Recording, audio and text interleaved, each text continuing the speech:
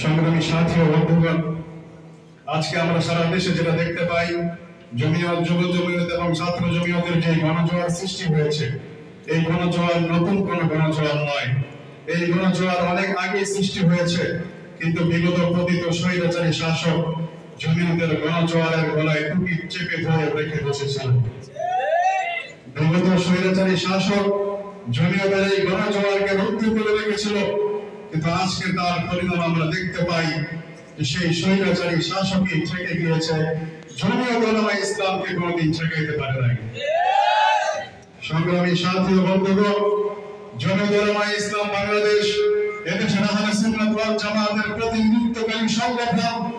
জমিয়ত উলামায়ে ইসলাম বাংলাদেশ দারুল উলুম দেওবন্দের প্রতিনিধিত্বকারী সংগঠন, যে উন্নত নীতি এবং আদর্শ দারুল উলুম দেওবন্দের প্রধান শক্তি, সেই নীতি এবং আদর্শকে দুনিয়ার কোন বড় শক্তি কোনদিন পরাজিত করতে পারবে না।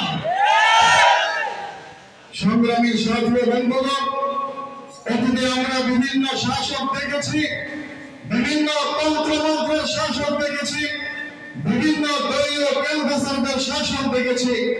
কোন শাসক বাংলাদেশে শান্তি প্রতিষ্ঠা করতে পারে নাই, কোন শাসক বাংলাদেশে ইনসাফ প্রতিষ্ঠা করতে পারে নাই, কোন শাসক বাংলাদেশ থেকে বৈষম্য দূর করতে পারে নাই। আগামী রাষ্ট্র ক্ষমতায় আমরা এই সকল ক্যানভাসারদেরকে দেখতে চাই না।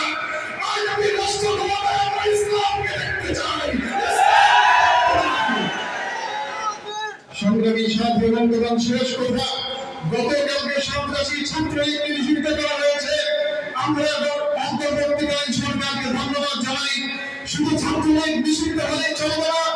আজকের এই যুব জমিয়তের আদর্শিক সংগঠনের কর্মী সম্মেলন থেকে বলতে চাই, এদেশের অন্যতম সন্ত্রাসী সংগঠন বাংলাদেশ আওয়ামী লীগকে নিষিদ্ধ ঘোষণা করতে হবে। আওয়ামী লীগের প্রত্যেকটা অঙ্গ সংগঠনকে নিষিদ্ধ করতে হবে। আওয়ামী লীগের অঙ্গ সংগঠনের ছায়ায় দেশের জনগণ বাংলার বাড়িতে দেখতে চায় না।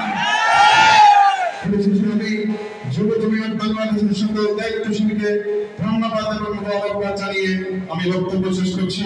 নাসরুল্লাহ ওয়া ফাতহুন করিম।